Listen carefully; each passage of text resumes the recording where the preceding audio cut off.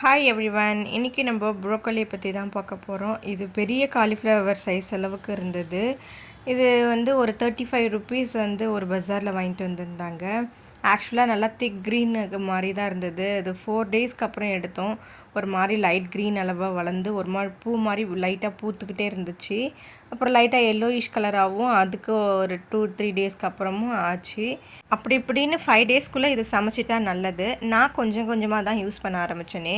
இதில் நிறைய ஹெல்த் பெனிஃபிட்டும் இருக்குது, இதில் சைட் எஃபெக்ட்டும் இருக்குது. எல்லா பொருளுமே அதிகமாக எடுத்துக்காமல் லிமிட்டாக எடுத்தால் எல்லாமே நல்லது தான். அந்த மாதிரி சொல்ல போனோம்னா இதில் first useful for bone health சொல்கிறாங்க, and heart health, and cancer prevention, eye health, and skin health, ஹேருக்கு கூட இது ரொம்பவும் ஹெல்த்துன்னு சொல்கிறாங்க. ஆக்சுவலாக வெஜிடபிளில் க்ரீன் வெஜிடபிள் சாப்பிட்டாவே நம்ம ஹெல்த்துக்கு ரொம்ப நல்லது அப்படின்னு தான் சொல்லுவாங்களே மோஸ்ட்லி. நான் இதை வாங்கிட்டு வந்த உடனே நான் ஒரு 2-3 டிஷ் இதில் நான் செஞ்சேன். சிம்பிளாக செஞ்சதுக்கே செம்ம டேஸ்ட்டாக இருந்தது. இதில் இருக்க தண்டு கூட நம்ம வேஸ்ட் பண்ண வேண்டாம். மேலே இருக்கிற தோல் மட்டும் பீல் பண்ணிவிட்டு நல்லா சாஃப்டாக இருக்கும், ஸ்பான்ஜியாக. அதை சமைச்சு சாப்பிட்டா நல்லாயிருக்கும். இதில் என்னென்ன டிஷ்ஷெல்லாம் பண்ணுன்றதை அடுத்த வீட்டில் பார்க்கலாம். Bye bye, subscribe channel.